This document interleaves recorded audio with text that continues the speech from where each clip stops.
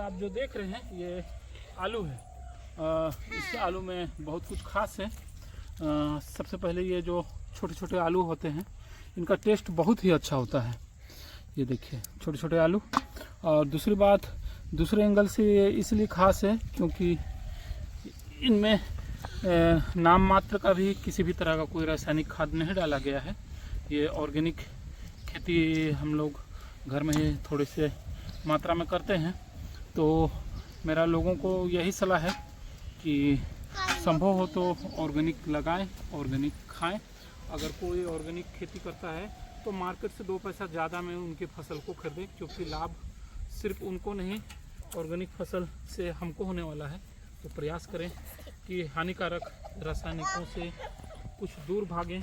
दुनिया भर की बीमारियों का जो मूल कारण है ये रासायनिक खाद से उपजा हुआ फसल ही होता है।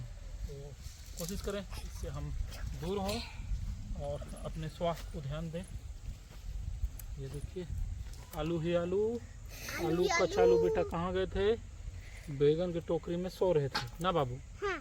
फिर आलू कचालू बेटा कहाँ गए? इसमें 5 पैसे का कोई भी ना ही कीटनाशक यूज किया गया है, ना ही किसी भी तरह का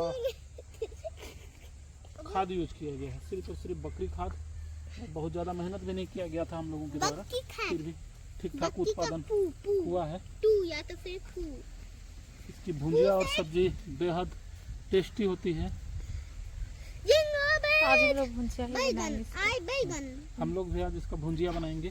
भुंजिया बनाकर नम कर जाएंगे, पेट में नम कर जाएंगे। ये देखिए पेट में क्या होएगा? कॉल आ रहा है, शर्मा जी बिजली विभाग। उठा लो स्पीकर पर।